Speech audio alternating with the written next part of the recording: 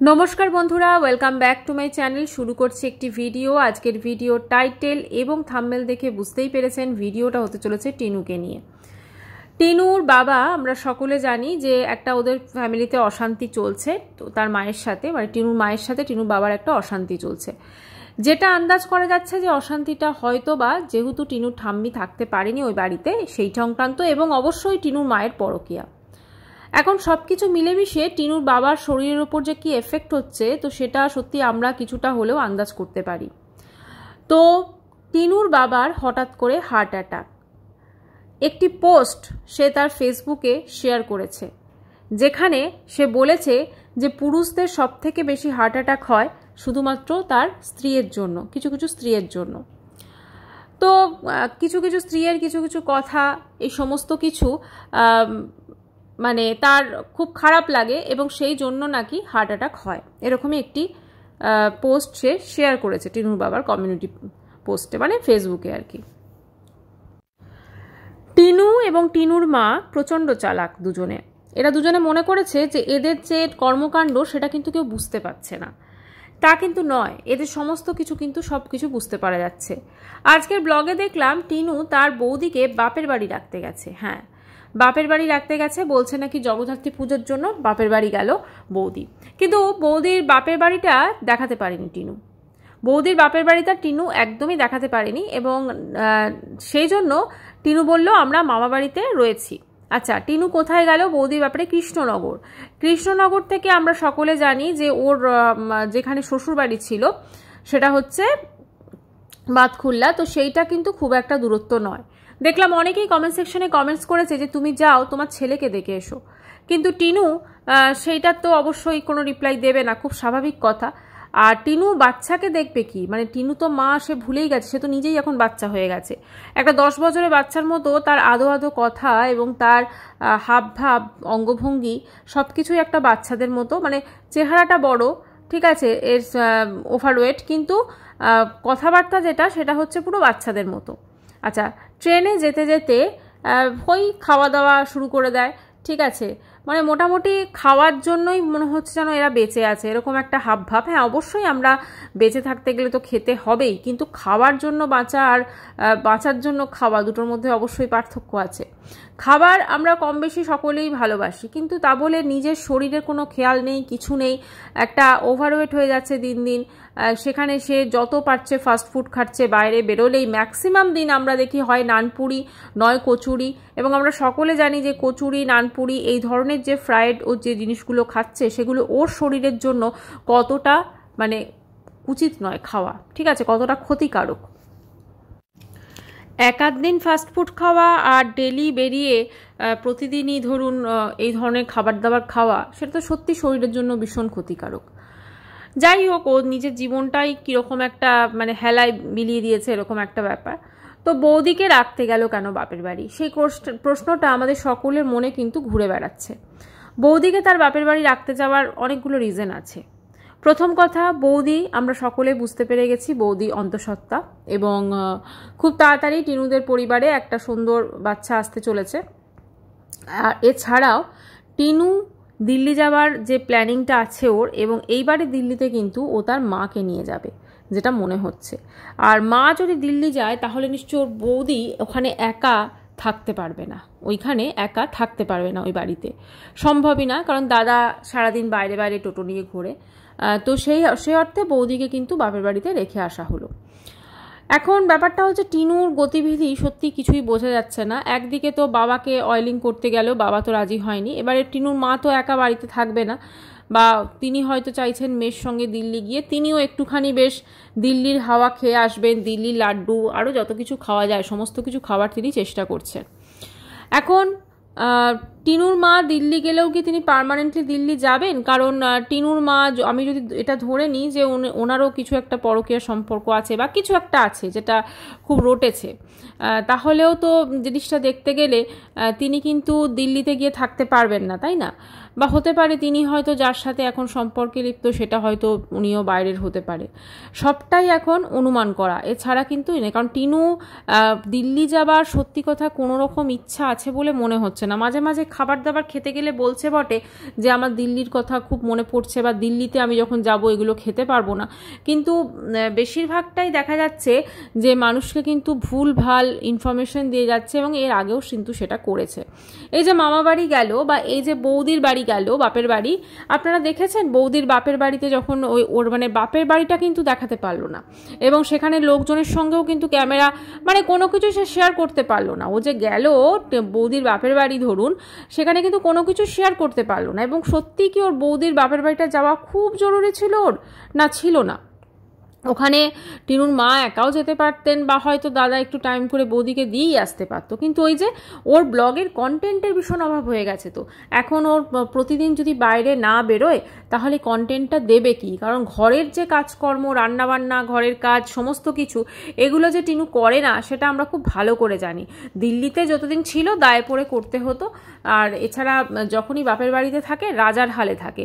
ওই যে দাদার আশীর্বাদ যে যত পারিস ঘুমো, এটা হচ্ছে আশীর্বাদ। একটা ভাইফোঁটা বোন দিল এবং বোনকে দাদার আশীর্বাদ কি না, যত পারিস ঘুমো। তাহলে বোঝা যাচ্ছে ওর কতটা কুম্ভকর্ণ বলাই যেতে পারে।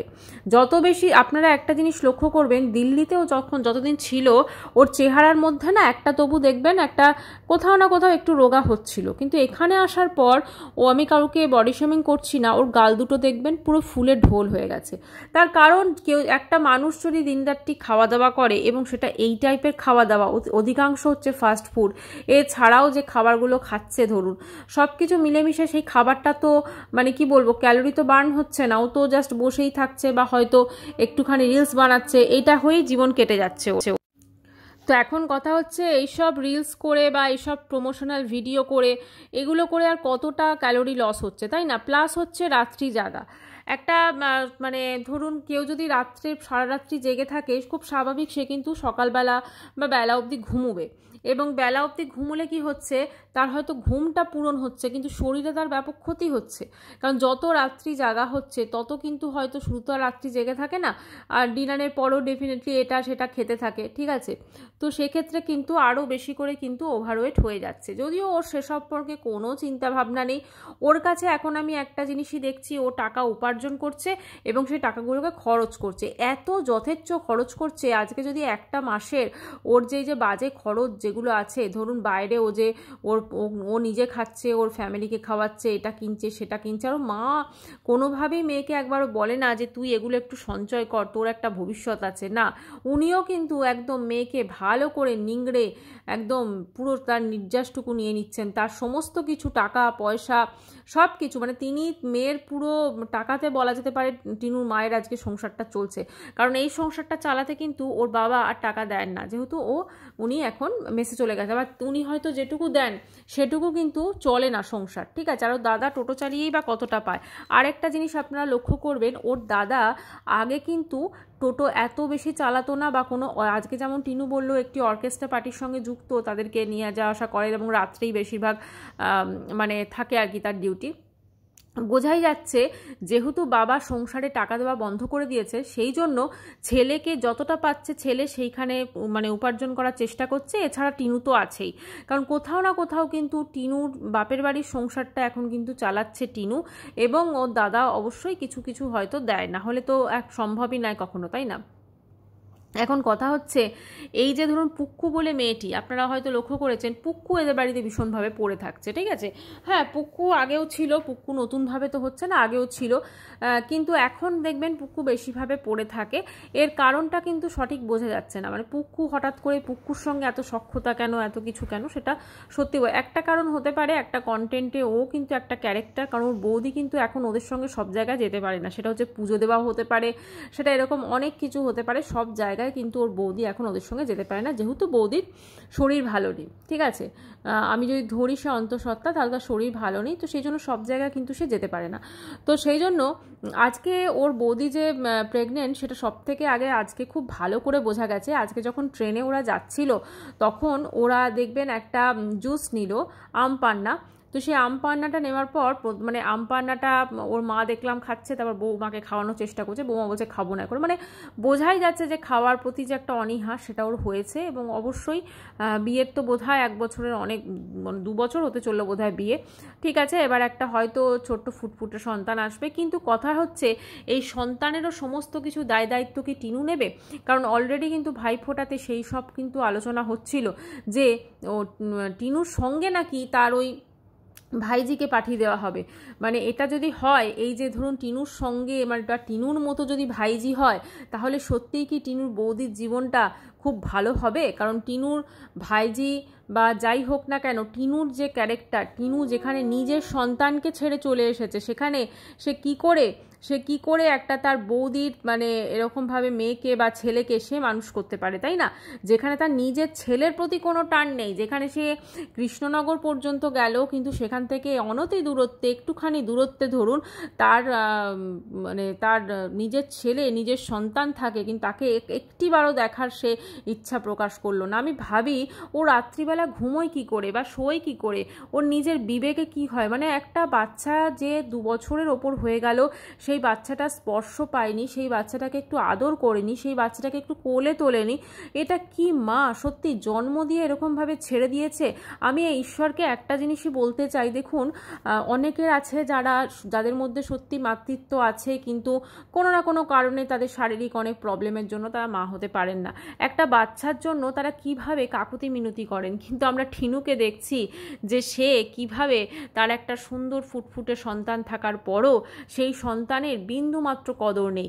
সন্তানের যদি কদর করার জন্য এমন দরকার নেই যে সে তার শ্বশুরবাড়ি ফিরে যাবে বা তার হাজবেন্ড আর সে একসাথে সংসার করবে, না, সন্তানকে কাছে পাওয়ার জন্য, সন্তানের ভিজিটিং রাইট পাওয়ার জন্য প্রশাসনের দ্বারস্থ হতে পারে, আইনত হতে পারে, কিন্তু কোনো কিছুই ও কোনোদিন চেষ্টা করেনি। এই যে ধরুন ওর পয়সায় সবাই লুটে লুটে এত শপিং করে, এত খাবার দাবার খায়, এত কিছু খায়, কই একবারও তো দেখি না। হ্যাঁ, অনেক মানে 1 বছরেরও বেশি আগে বোধহয় যখন ওই আমাদেরকে একটা ঢপ মেরেছিল যে এই ফ্ল্যাটটা আমি নিলাম আমার ছেলের জন্য, তখন কিন্তু ছেলের জামা দেখিয়েছিল। তারপর থেকে আর দেখেছেন ছেলের কোনো জামা বা কোনো কিছু দেখাতে? ওই একবারই দেখলেন, এখন নতুন হয়েছে 2টো নিচের ঘরে যেখানে শোয়, 2টো ছবিকে টাঙিয়ে রেখেছে এবং সেটাই 10 বার করে আমাদেরকে দেখানোর শো করে যে দেখো, মানে এর পিছনে ব্যাকগ্রাউন্ডে থাকে এবং ওখানে ভিডিওটা শেষ করে দেখবেন, তো সেখানে দেখানোর চেষ্টা করে যে আমারও বাচ্চার কথা মনে আছে, এটা বলে নিজের ভাবমূর্তিটাকে একটু পরিষ্কার করার চেষ্টা করে। কিন্তু আসলে যে ওর কি ভাবমূর্তি, ঠিক আছে, তখন কিন্তু যখন ও ফোনদীপকে ছেড়ে এসে ফকলুর সঙ্গে ভ্যালেন্টাইন্স ডে, ফকলুর সঙ্গে বিয়ে বাড়ি, এই কবে দেখলাম ও একটা ওই ক্লিপ বা নেল পলিশ এগুলো কিনতে গেল, আমার খুব ভালো করে মনে আছে এইরকমই একবার ফকলুর সঙ্গে বিয়ে বাড়ি থেকে ফেরার পথে বোধহয় ও বেশ কিছু এরকম কসমেটিক্স কিনতে গিয়েছিল, এবং সেখানে যখন ও ট্রাই করে করে দেখছিল, তখন ফকলুর ওই থামস আপ হাতটা আপনাদের সকলে নিশ্চয়ই মনে আছে, মানে এমন কিছু পুরনো তো হয়ে যায়নি, তখন কতটা অভদ্র বলুন তো, কতটা অভদ্র মেয়ে হলে এই জিনিসটা করতে পারে। আজকে ফোনদীপ যে খুব একটা ভালো আমি তা বলছি না, একজন দেখলাম কমেন্টস করেছেন আমার কমেন্ট সেকশনে, ফোনদীপ কি সাধু? না না, ফোনদীপ একদমই সাধু না, সেটা আমি সবসময় বারবার বলি, কিন্তু একটা মা ধরুন তার নিজের সন্তানের প্রতি কোনো টান নেই, ঠিক আছে, হাজবেন্ডের সঙ্গে বনিবনা হচ্ছে না, শাশুড়ির সঙ্গে হচ্ছে না, আমি ধরে নিলাম দুজনেই খুব বদমাইশ, কিন্তু ওর তো অ্যাটলিস্ট এটুকু করা উচিত যে হ্যাঁ আমি মানে ওদেরকে ছেড়ে দিয়েছি তো কি হয়েছে, আমি আমার সন্তানকে এভাবে ছেড়ে দেবো না, কারণ সন্তান তো আমাকে ছাড়া থাকতে পারবে না, সে যথেষ্ট ছোট, সে এখন খুবই ছোট, তাকে দরকার পড়বে, তো সন্তানকে তো নিজের কাছে আনতে পারতো না, কেউ বুঝতে পেরেছিল, বা ওর লাইফে সন্তানের যে গুরুত্ব সেটা একেবারেই নেই, সেটাই মানে মনে হচ্ছে।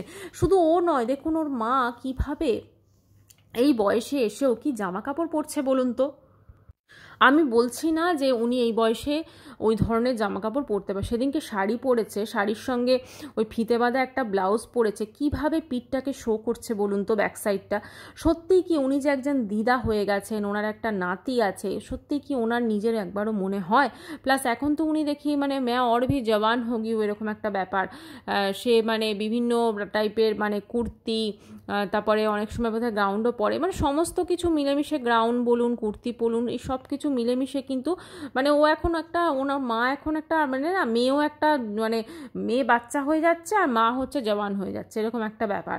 হ্যাঁ, মেয়ে আদো আদো কথা বলছে, মানে ভীষণ বাচ্চা, আর মাও হয়েছে আরও বেশি বাচ্চা হয়ে গেছে, মানে আরও বেশি ওনার মায়ের বয়স কমে গেছে, এতটাই কমে গেছে যে তিনি এই বয়সে এসে আর একটা সম্পর্কে জড়িয়ে থাকার কথা ভেবেছেন। বয়স হয়ে গেলে মানুষের যে সমস্ত সাজগোজ বা এগুলো বন্ধ হয়ে যাবে তা একদমই নয়, কিন্তু তবুও ওনার বয়সের সাথে সত্যিই কি সেগুলো মানানসই?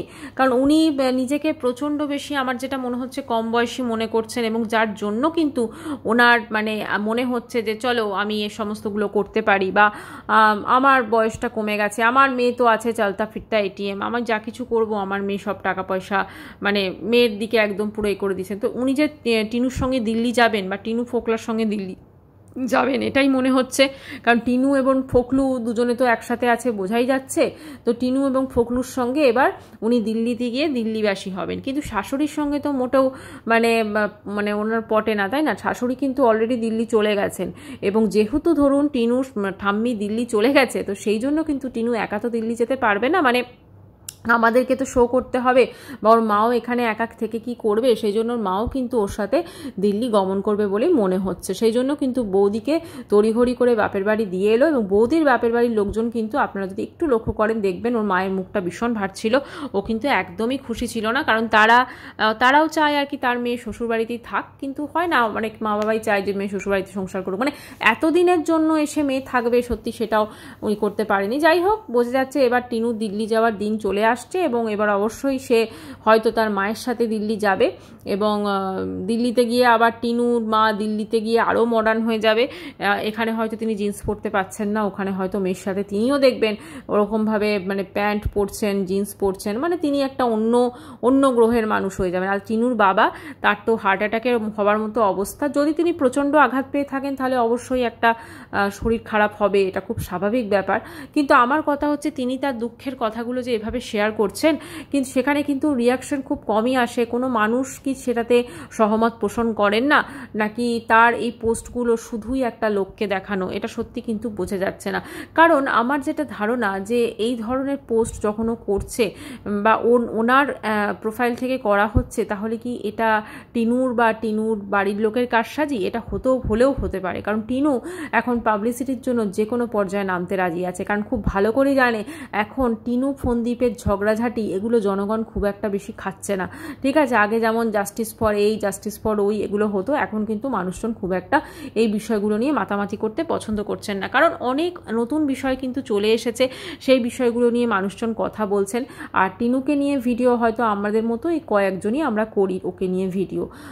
আর সত্যি কথা বলতে কি টিনুর যে ধরনের মানে প্রত্যেকটা ব্লগেই ধরুন একটা করে কন্ট্রোভার্সি দেওয়ার চেষ্টা করে, যেহেতু টিনুও চায় যে ওকে নিয়ে কন্ট্রোভার্সি হোক, কারণ ও খুব ভালো করে জানে ওকে নিয়ে যত কন্ট্রোভার্সি হবে তত কিন্তু ওর ভিউজ বাড়বে, এবং ভিউজ বাড়লে অবশ্য করে ওর আর্নিং বাড়বে। কিন্তু একটা জিনিস লক্ষ্য করবেন, ওর ভিউজটা কিন্তু দিনে দিনে ডাউন হচ্ছে। একটা সময় কিন্তু ভিউজ হচ্ছিল, যখন ও দিল্লিতে গেছিলো দিল্লিতে কিন্তু ভালোই ভিউজ হচ্ছিল, কিন্তু এখন দেখবেন ওর ভিউজটা অনেকটা ডাউন হয়ে গেছে, কারণ মানুষজন সত্যি কথা ওর যারা পজিটিভ ভিউয়ার্স, যারা ওকে ভালোবাসে, তারাও কিন্তু ওর অনেক মিথ্যাকে ধরে ফেলেছে, এবং শুধু ধরে ফেলেছে বললে ভুল হবে, তারাও কিন্তু ওর সাজটা ধীরে ধীরে ছেড়ে দিচ্ছে, মানে ওর ব্লগটা দেখছে না তারা, এটাও হতে পারে। না হলে আজকে ওর 91 পয়েন্ট কত সাবস্ক্রাইবার, ওর কিন্তু দিল্লি থেকে যখন এলো তখনই কিন্তু প্রায় বোধহয় মানে ভালোই ছিল, মানে 90 এরকম 90 এরকম সাবস্ক্রাইবার, বা তারও হয়তো কম ছিল। যাই হোক, এখানে কিন্তু খুব একটা বাড়েনি, মানে সাবস্ক্রিপশন কিন্তু খুব একটা ওর বাড়েনি, সেটা বলাই বাহুল্য।